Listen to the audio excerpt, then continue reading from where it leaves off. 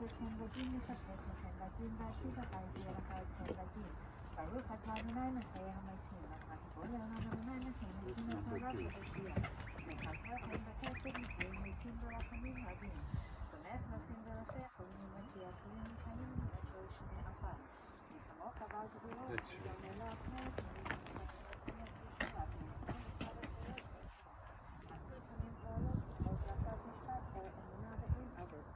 That's fine.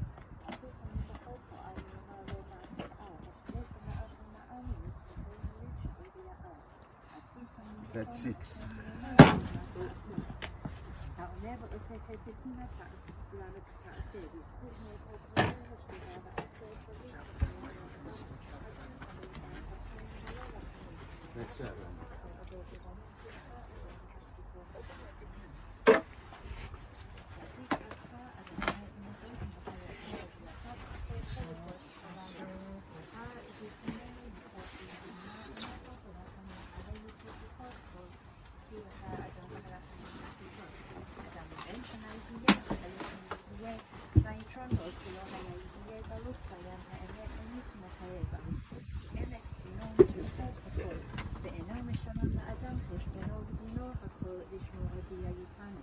ידינו אדוני כי צדק משפטך, תצדק בדרכיך, ותזכה בשופטיך, ואין לך אחת בדרכיך.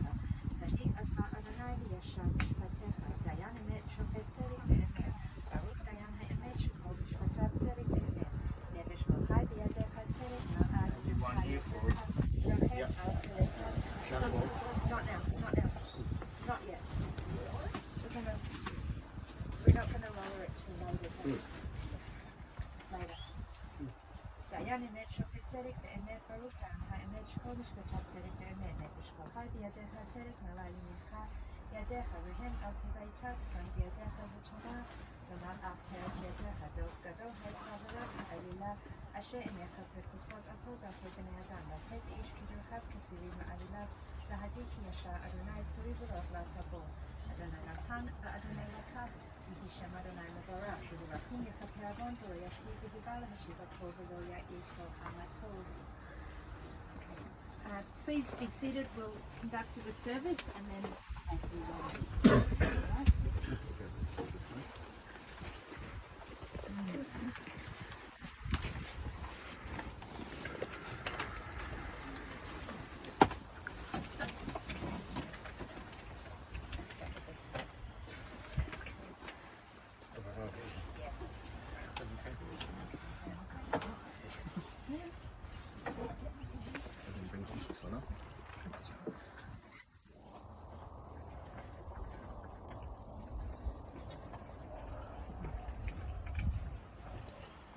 Thank you.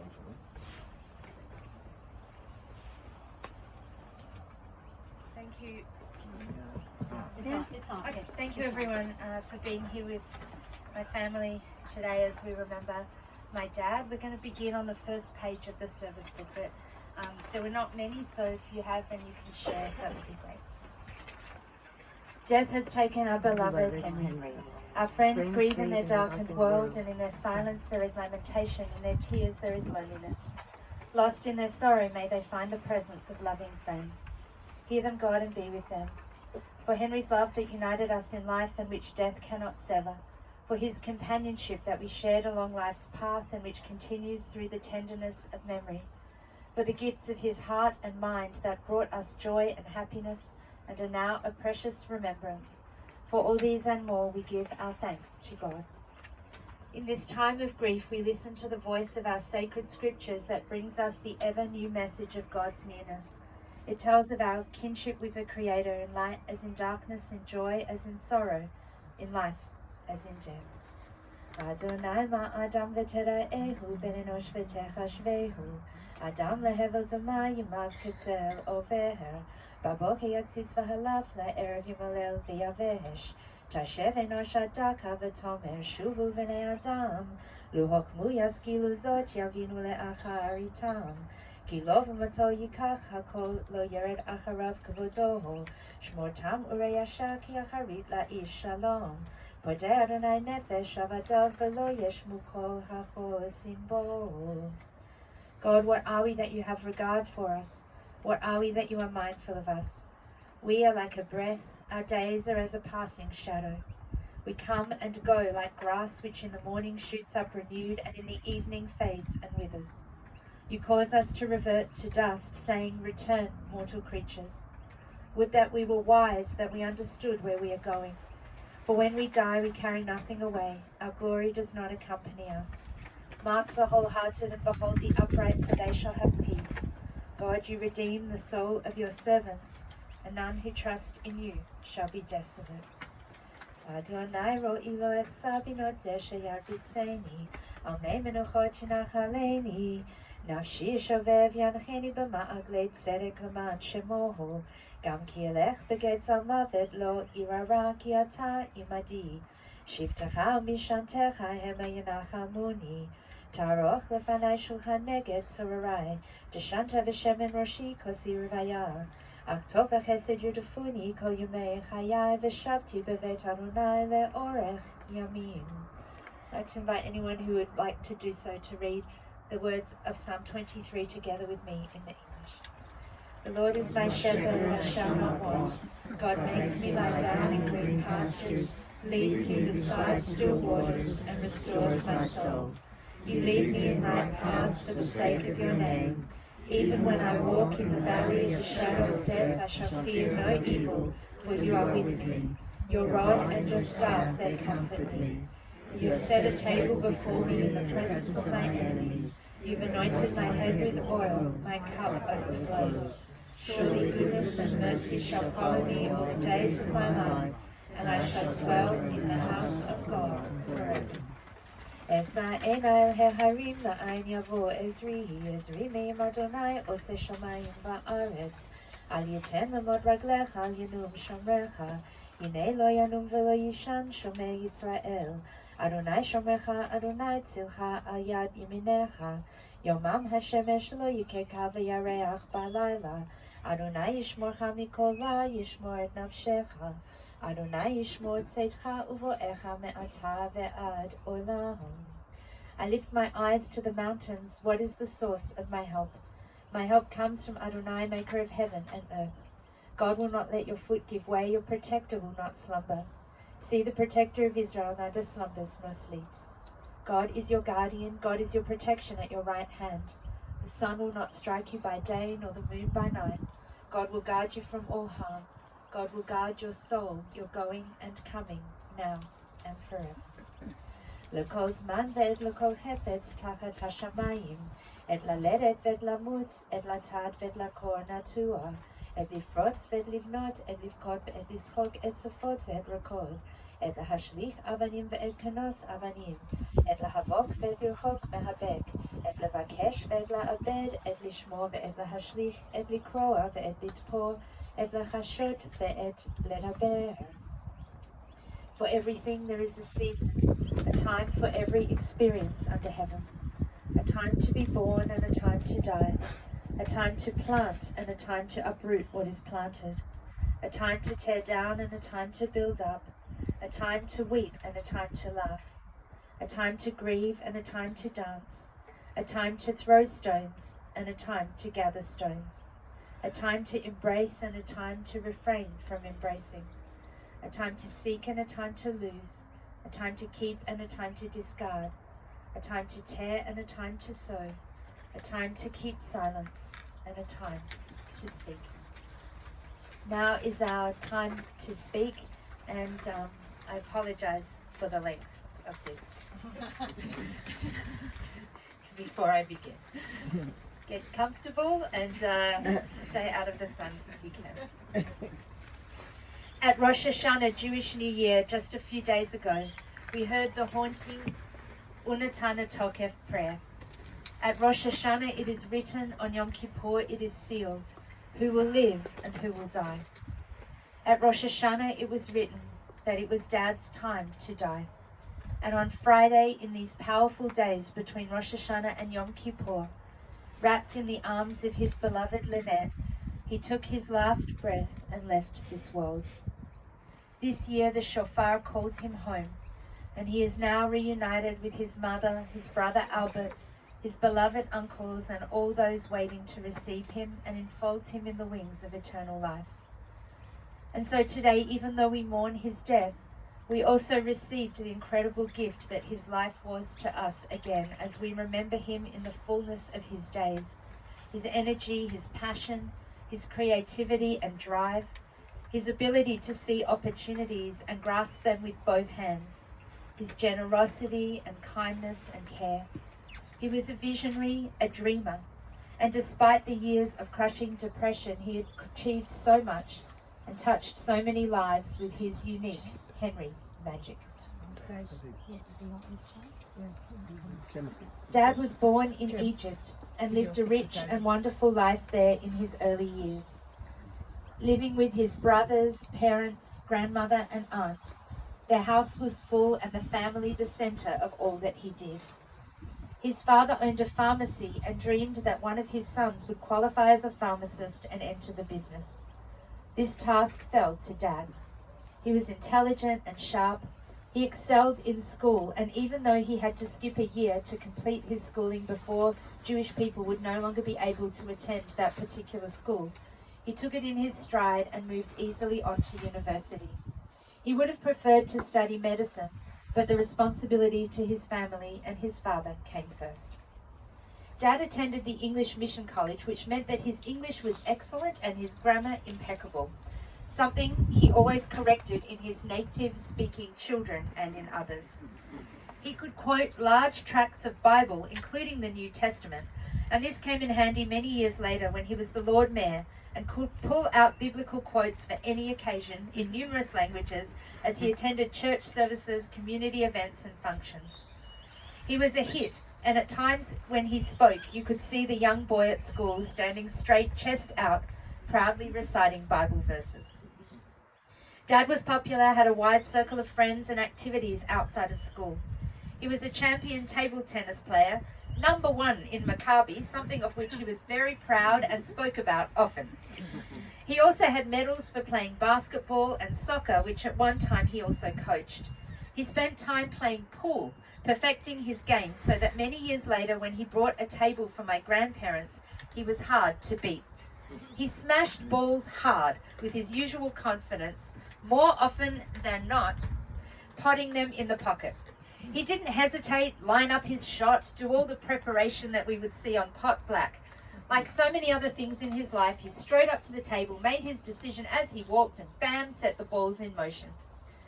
Dad enjoyed the club, where the family spent days relaxing, playing sport, swimming, and being together.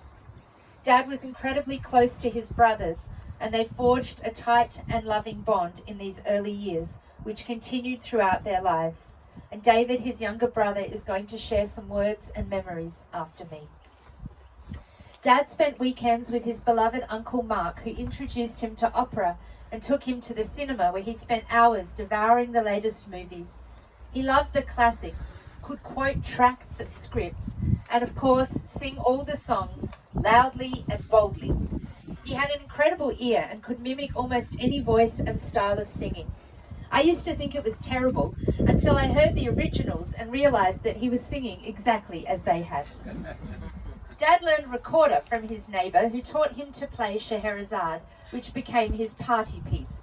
Anyone who visited him in the nursing home in these last years would have been treated to a rendition of that piece of music, as well as many others. He played everything by ear, and even a few months ago when we were there, we would request songs and he could immediately play them, even as he was slowly retreating from the world.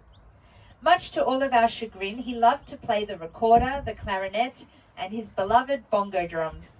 But in truth, any surface was a place for percussion, and his fingers were constantly drumming out a beat on the steering wheel, yes, while driving, the table, the chair arm, whatever was available at the time. He had wide-ranging tastes in music, which did not extend to that horrible noise that his children listened to. Our home was always filled with music: opera, Nana Mouskouri, Edith Piaf. There was a soundtrack to life, and I think he always heard music even when it was not playing. Dad was proud to attend university, and he loved the adventure of studying and the freedom of being away from school. But the storm clouds were brewing, and he could see the darkness about to engulf the Jews in Egypt. He spoke often about a night when he was returning home and saw buildings ablaze as the Muslim Brotherhood had set fire to houses and shops of those whom they opposed. Dad raced to the home of a friend who was in a building owned by Muslims, knowing he would be safe there. But that, combined with the arrest of members of a youth group he had recently left, helped him to see the dangers of staying in Egypt. Dad did not speak often of his years in Egypt, except, of course, the food. The marron glacé and the lentils, which apparently were a small taste of heaven and could never be replicated by anyone ever again.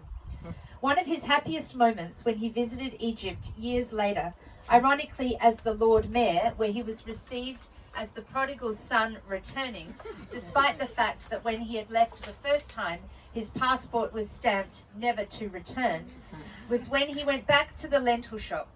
As he walked in, he was recognized by the owner all those years later, and he was served a steaming bowl of paradise, lentils with the fried onions on top. Dad and Albert, his brother, left Egypt before the rest of the family. Albert by plane to the Melbourne Olympics, then on to see his uncle Gabriel, who had made his home in Adelaide. And Dad, who was more robust and healthy than Albert, maybe because his mother took him to sleep on the floor of Maimonides synagogue, came by ship. We all imagined his voyage to be the usual refugee story of hardship and struggle, but he actually loved his time travelling to Australia and came first class, meeting new people and beginning his new adventure. Dad and his brother reconnected and began to establish themselves. Albert went to work to help support them and Dad to university. None of his previous studies were recognised, so he had to begin again. During this time he met Gretchen, who supported him as he studied, and they were soon married and welcomed their daughter Zara. By this time, Dad had completed his degree and had begun working at Ravisi's pharmacy, one of the first large pharmacies which opened late at night. Dad, with his sharp intellect and charm, soon established himself and he became the manager of the shop. The pharmacy had a large Italian clientele, and Dad, who already spoke a number of languages, taught himself Italian. He was then able to converse with the customers, explain medicines to them, and assist them in many ways. They came to him with letters and documents, all manner of correspondence, which he translated for them. Then he helped also writing letters and documents for them in English. He was always kind and generous with people, there for them when they needed and ready to assist. One day, he met an Italian man he vaguely knew in tears because he couldn't pay for his daughter's wedding. Without hesitation, Dad handed over $1,000 and told him not to tell anyone. Dad supported every single cause, bought items at every fundraiser. He was the best customer. Whenever he attended an event, he returned with something new that he had bought. It gave him such pride that he was in a position to help others. And even when he wasn't financially secure, he didn't think twice about helping anyone in need. Dad loved to give gifts to others. It brought him such joy. So many people here have probably had the experience of mentioning to Dad that they liked something and him handing it to them as a gift. He saw the beauty in objects, he delighted in them, but he would give them away in a heartbeat if he felt someone else would enjoy and appreciate it.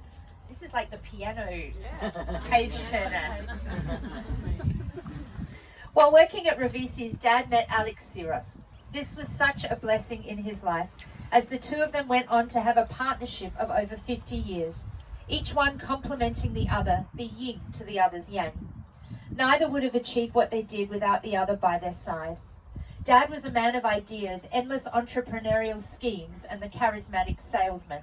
And Alex was the one who was able to make all those visions a reality. Mum described Alex as the anchor, the one who grounded Dad, and together they soared to great heights. The beginning of their business connection was the establishment of Symes. Dad saw that many Italian customers wanted pharmaceuticals from their homeland that they couldn't access in Australia. So Dad, together with Alex and two other partners, established a company to import the goods for which people were looking. The other two partners left, and Dad and Alex continued with Symes. The other partner Dad met at Ravisi's was Lynette, his partner in life. Dad was doing the day shift, Mum the nights, and they met as they exchanged shifts. I apologise, but they were two shifts passing in the night. Mum had saved money and was about to go on her great European adventure. She wanted to travel, work overseas, see the world. Dad was divorced, penniless, and foreign. Maybe not the great catch that he thought he was, but ever the salesman, he convinced Mum that he was actually exotic, had potential, and life with him would be even more exciting and adventure than travel. And so began their 58-year journey together. At this time, Dad met someone who was establishing a new shopping centre in City Cross and offered Dad a shop. The pharmacy world was small and he didn't want to compete in that market, so he went in search of a different idea. But Dad always wanted to own a pharmacy like his father, and years later when he was able to buy Burke's, a prestige pharmacy, he felt that he had really made it. When Dad was searching for a business idea, pharmacies were one of only 2 places a person could buy perfume. The other was department stores where brands had their own counters. Dad remembered perfume shops in Egypt and decided that Australia needed a single place where a person could buy any perfume. He took a shop, and Alex, who through Symes was already importing some perfume, was tasked with getting the agencies in stock while Dad sold the dream. The first shop, Piaf, named after one of Dad's favourite singers, opened its doors in 1968. On their opening day, they took a grand total of $20. Mum panicked about whether or not this was the worst decision of their lives. This was a pattern that would be repeated throughout their marriage. Mum, cautious and tentative, and Dad racing forward, ideas coming at 1,000,000 miles an hour and everyone else following in his wake. Mum supported every endeavour and crazy idea and was often the guinea pig for his next big thing. Who can forget the eyeshadow which contained lead, and the tanning pills which turned Mum a glowing orange? She was more Oompa Loompa than bronzed Aussie. But whatever else their life was together, Dad definitely delivered on the adventure part. There was never a dull moment and nobody ever knew what would be next. However, Mum and Dad did need to eat, pay the mortgage, and by then also feed their daughter, me. So when Dad realised that there was a space in the basement of City Cross, he took it and began as a handbag agent for companies like Glomesh. And that helped to pay the bills. Mum and Dad had bought the house on Benithan Avenue and they've spent their entire married life there. Dad loved that house as much as Mum would have sold it years ago. It was his castle and the place where he was most happy. After a slow beginning, the business began to take off, and Dad moved from more behind the scenes to the front, schmoozing with the customers, charming everyone, and working on his next big idea. He was the original upseller, and we all knew that we should ask for every purchase, would you like a talc or a soap to go with that? He introduced the Coffret, the famous 10 French perfumes which walked out the door at Christmas time. The family were all enlisted to gift wrap them, and we had boxes wrapped and ready to go. Dad taught all of us how to gift wrap and use only 2 pieces of sticky tape. The beautiful cherub paper that was a signature of Piaf brought joy to people. When they saw the wrapping, they knew that there would be something indulgent and elegant inside. Dad saw opportunities everywhere, which is why Piaf would go on to sell shampoo and conditioner, only $1.95 a bottle. Mum tested it first. The Piaf vitamin E cream, only $4.95 a tub. Mum tested. Sunglasses, a bargain at $4.95, also tested by Mum. International dolls, and Daniel's favourite, the Zodiac chart, which could definitively tell you what perfume is best for you based on your star sign. He came up with dump bins to sell stock which was not moving, and best of all, the baskets. If you put something in a basket with a ribbon on it, people will buy it.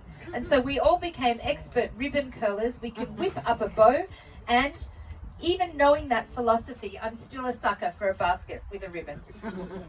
Dad was first to create Australian-made fragrances. At the time, buying Australian was not a source of pride, and unless perfume was French, it was not considered good. So all his perfumes had French names, which Australians hopefully would be able to pronounce. He did well with all of them except Fol Avril.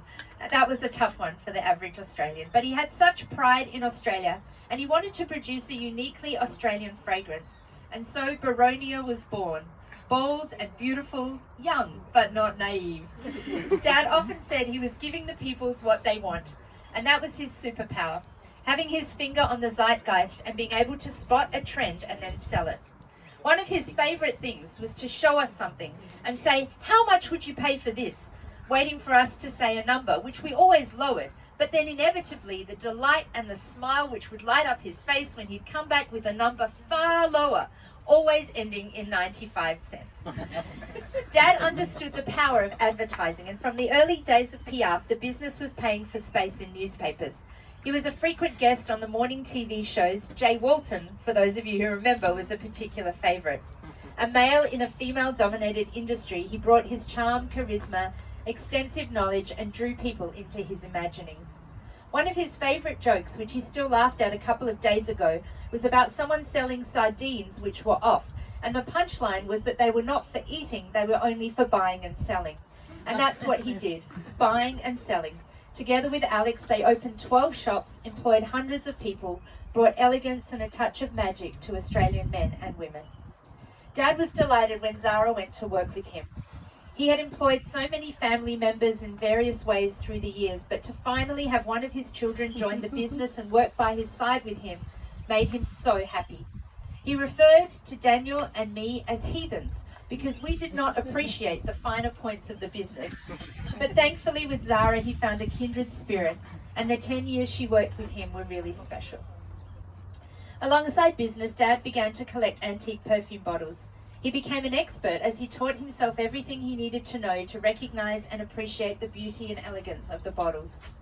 He couldn't walk past an antique shop without going inside, and he inevitably came out with a new purchase. Watching his face light up when he unwrapped it from its tissue paper and turned it in his hands, you could see the absolute pleasure it brought him. And then he placed it in the cabinet, ready to move on to his next purchase. He had an uncanny ability to see the good, and he always said that Mum was the one who found the cracks and the chips, and he saw only the perfection. And that was how he was with people too. He believed in the goodness of others. He didn't have a malicious bone in his body and assumed others were the same. He loved a bargain, was not averse to a little tweaking. Perhaps today it would be called marketing, but he was honest to a fault. He could not conceive of others taking advantage of a person, and that naivety led to people taking advantage of him. He was an easy mark, and heartbreakingly, time and again, we watched as people exploited his kindness and generosity. Whenever it happened, the hurt and disbelief that someone would do something like that was etched across his face. But it never made him jaded or prevented him from reaching out to others every single time. Dad was a person to whom others came for advice and counsel, and he was always there ready to listen and help. He guided people and would do what he could to take away a little of their pain and suffering. Does it make a difference if I have the microphone or not? Yeah. It does? Okay. He had a kinship with people and spoke about mental illness, the scourge of depression and anxiety, long before it was a topic of discussion. He spent his life with the darkness of depression ever looming, never sure when it would engulf him. But when it did, it took him to places of deep darkness and crushing sadness. He searched relentlessly for a cure, a magic formula which would free him. But despite his desperate searching, he never found it. Dad received an award from the French government, a Knight of the Order of Merit, for his services to French perfume, and he was so proud to be recognised in that way for his passion. In the 1980s, Dad ran for City Council. He wanted to be a voice for business in the city, and he won his first election and took his place among the civic leaders. He was a passionate advocate for the city which he loved and which had taken him and his family into its embrace. Despite times being faced with prejudice, anti-Semitism and xenophobia, he didn't ever allow it to stop him from trying to do good and his affection for this country. After 2 terms as Deputy Lord Mayor, Dad ran for Lord Mayor. He found out that pharmacists were amongst the most trusted professions, so his how to vote cards all said, Henry Ninio, pharmacist. He was elected unopposed, and becoming the Lord Mayor was one of the most proud moments of his life. The penniless refugee from Egypt had attained the city's highest civic office. His biggest regret was that his mother was not alive to see it. The role gave him the affirmation he sought all his life, and he revelled in every moment. He loved the regalia, the pomp and ceremony. He enthusiastically participated in every opportunity, whether it was singing with choirs, meeting the Queen, giving speeches, attending fundraisers, opening events, closing events. Dad was there. He would wear and do whatever he was asked to make people happy. One of our favourites was when he led the bagpipe band wearing a kilt, and his memorable New Year's Eve concerts. He was so proud to host events in the town hall, and be able to celebrate my grandfather's 80th birthday there was something which gave him such joy. And throughout this whole time, by his side, as he would often say, "Here is my greatest asset, my wife, Lynette." And he had dreams for the city. His refrain, Shakespeare's "What is the city but the people?" was his driving force. He recognized that if people lived in the city, then the businesses would thrive. It could be a vibrant, organic, exciting place. He was part of the redevelopment of the East End, and he arranged for Hutt Street to be lined with trees to create what he described as the Paris of the Southern Hemisphere. He tackled everything with his usual irrepressible energy and drive.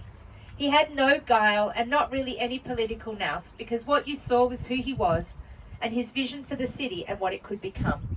He was a politician that didn't do politics very well. He said what he thought, didn't worry about spin, and he genuinely enjoyed being with people and believed he could make a difference. He never said no, and we have wonderful images of that time of him standing in the fountain in Rundle Mall with an umbrella, advocating for pissoirs, open-air toilets like in Paris, where men could just step behind a thing and relieve themselves. Not all of his ideas clearly were winners, but he was passionate about the city and making it a thriving centre. When Dad was Lord Mayor, he had a driver, which was a relief to all of us. Dad always drove red cars because he said in Egypt that colour was reserved for the royal family. And he drove, taking the speed limit as a suggestion, one arm out the window, the other tapping a beat on the steering wheel, and always a scarf clenched between his teeth. Dad loved food and saw himself as a connoisseur of fine dining. Often he was heard to exclaim, "If we had served that dish in Egypt, we would have been taken out and shot." He believed that every dish could be improved with chili and more salt, which was a great stress to his cardiologist son. We all remember Dad and his brother Albert at Dad's favourite Thai restaurant, the Bangkok, their cheeks flushed, sweat pouring down their faces as they exclaimed how fabulous the yum clear noodles were. Dad had a few other rules for eating. If you ate something in a very thin slice or after midnight straight from the fridge, they contained no calories. He only ever ate half of things. "Have half with me, Lynette," was the constant refrain. And Dad ate as he lived life, fast. Come to think of it, he did lots of things fast. Driving, the prayers at Shabbat. One year we let him lead the Seder and we were finished and ready to eat 20 minutes later. Judaism was always an important part of Dad's life and identity. Even when he suffered from discrimination, he never hid who he was or stopped being proud of being Jewish. He never forgot that when he arrived in Australia, the synagogue was a place of support and welcome, and he remained committed to the AHC from that time on.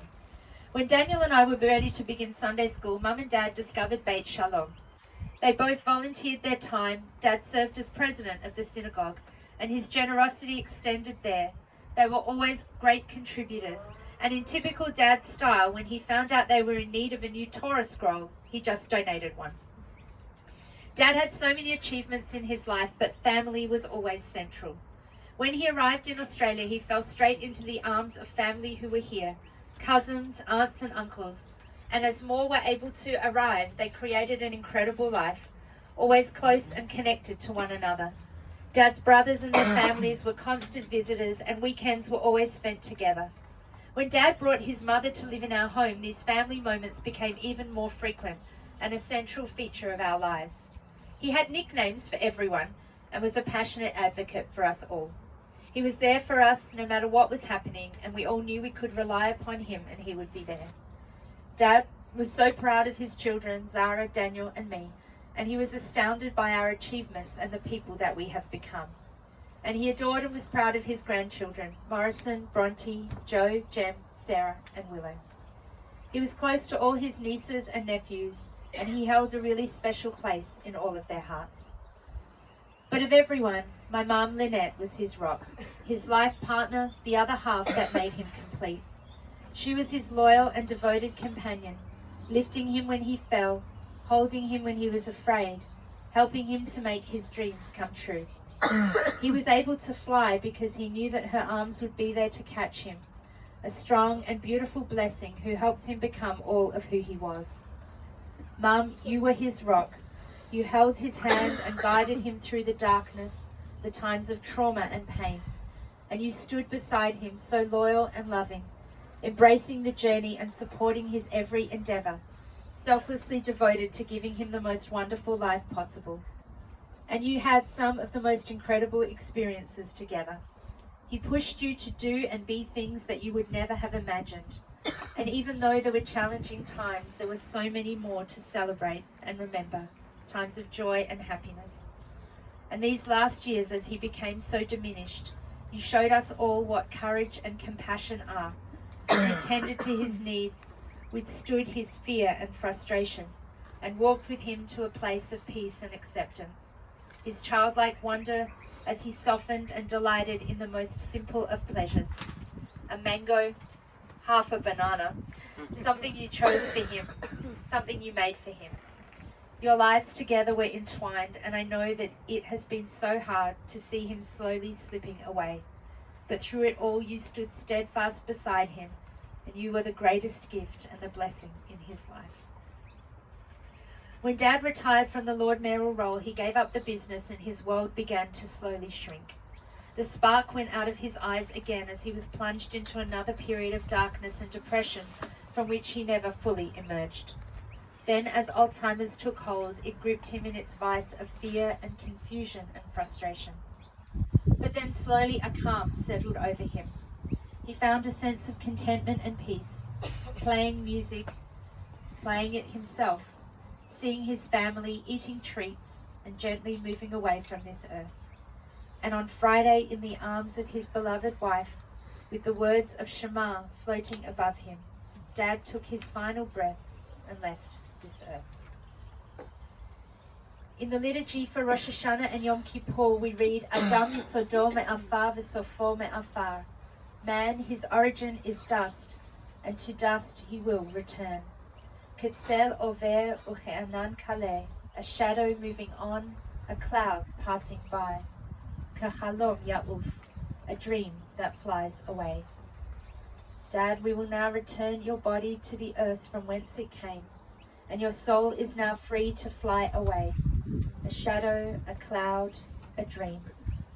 Thank you for dreaming with us, for taking us on the most magnificent of journeys. And now you can be free from all that constrained you. And we pray that you are happy and at peace. Zichrono livracha, may his memory be a blessing. I'd now like to invite his brother David to share a few words. Thank you so much, Jacqueline, for giving me the opportunity to say a few words at my brother's funeral.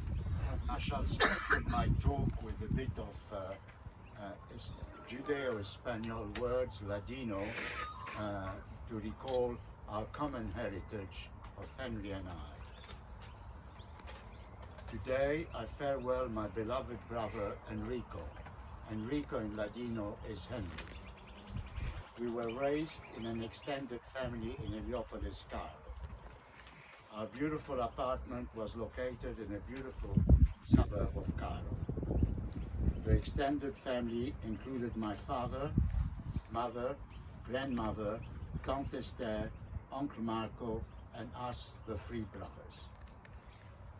We spoke at home French and Ladino. With my grandmother and Tante Esther, it was only Ladino. My vivid memories of Henry is that he nurtured me as his kid brother. I followed him everywhere. He watched over me and helped me with my upbringing and homework. Despite Henry being the proverbial middle child in a very hectic household, he excelled in his endeavors in life. Albert, the firstborn, the Bochor, was lavished with attention. I was the spoiled brat, being the youngest. The earliest anecdotal story is that he was taken by a servant at age 4 or 4.5 to the English school. This is when my mother was about to give birth to me. The servant waited outside to the end of the classes to bring him back home. She didn't know that she could come back home when he finished his classes. His life in Egypt was not all roses. Life changed for Henry when he was 16. He lost Uncle Mark, his mentor and guiding light in his life. This was a turbulent political time in Egypt. He was accepted to the Cairo University as a Jew despite the rising anti-Semitism. 2 years later, he migrated to Australia and was accepted to study pharmacy, starting all over again. He was given an apprenticeship with Mr. Somerville. On his first day of work, Mr. Somerville handed him a broom and asked him to sweep the floor. He said, "I will not do that. In Egypt, only servants swept the floor." To his dismay, Mr. Somerville took the broom and swept the floors. This was a true lesson to him as to what his new country would be. I remember with vivid memories the great attributes of my brother Enrico. He played music without being taught. He played the clarinet, the flute, and the piccolo. His generosity and help to the underdog, always helping. His Jewishness in public life, as Lord Mayor of Adelaide. His creativity and his flamboyant presence. His greatest gift in life that he was given was to marry Lynette. His legacy are his 3 exceptional children, Zara, Jacqueline, and Daniel. Adio, Enrico, mi hermano querido. Farewell, my dear brother Henry. Que tu alma reposa en paz. May your soul rest in peace. I wish to thank my friends in Adelaide who came to pay homage today to my brother, especially Ismail, Fawzia, Ala, Ali and Nasreen, and of course my good friend Ron Bellman. Thank you for your time.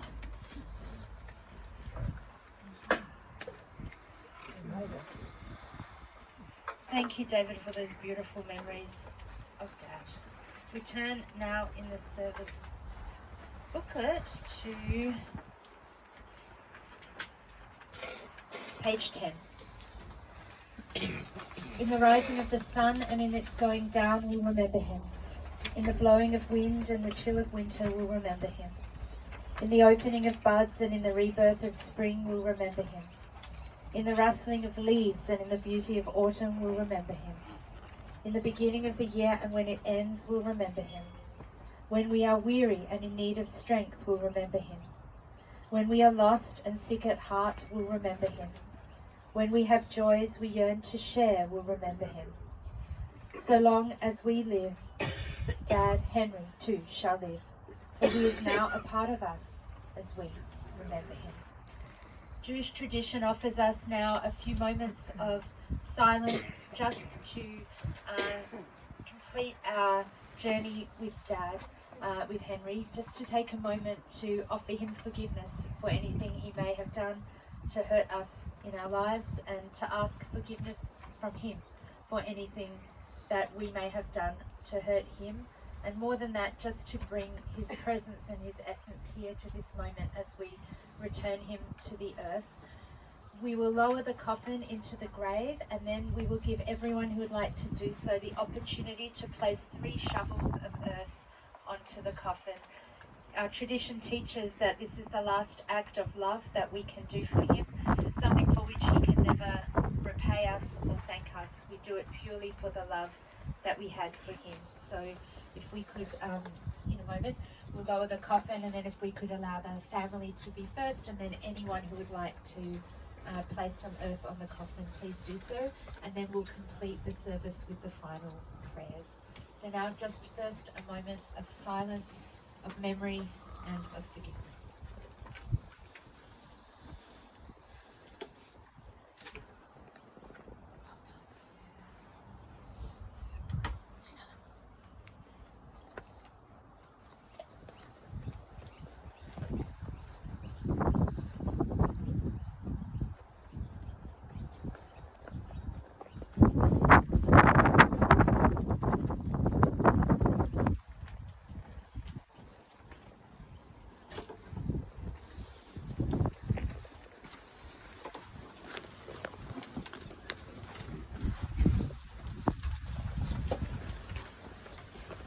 we place the earth, I will recite some of the psalms of our tradition. Al Makomo Yavo B'Shalom. May you come now to your resting place in peace. Zachor ki afar anachnu. God remembers that we are dust. V'yashov he'afar al ha'aretz k'shahaya. V'haruach tashuv el ha'elohim asher nitana. The dust returns to the earth as it was, but the spirit returns to God who gave it.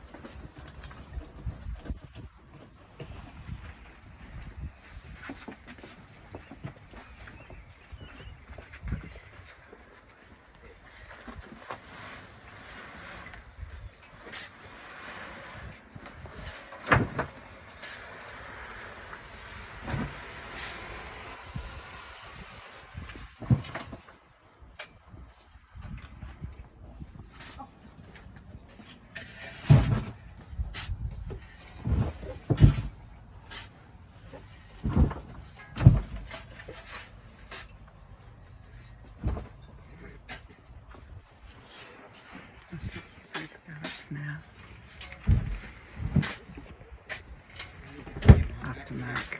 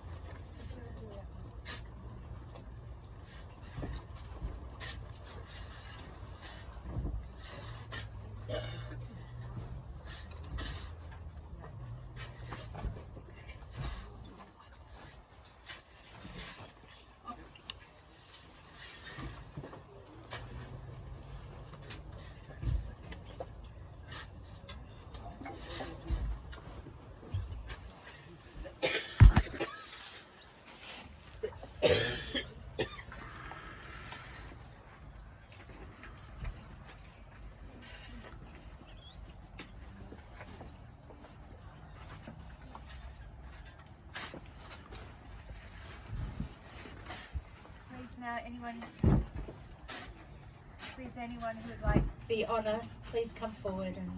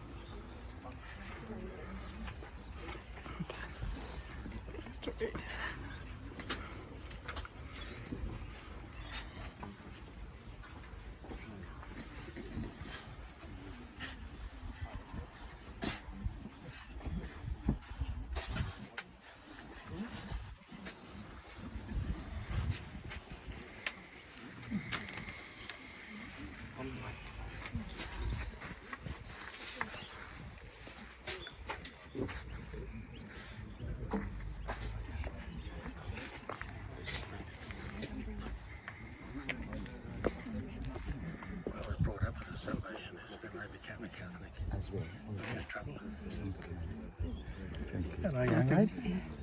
It's been a while. Thank you. You're keeping well? Very well, thank you. Looking after the other fella? Yeah, he's getting younger and younger. I'm not performing anymore as You much. don't have to have that on record, do you? Blank that out. Have I done? Shall I stop it now? No. You can stop it.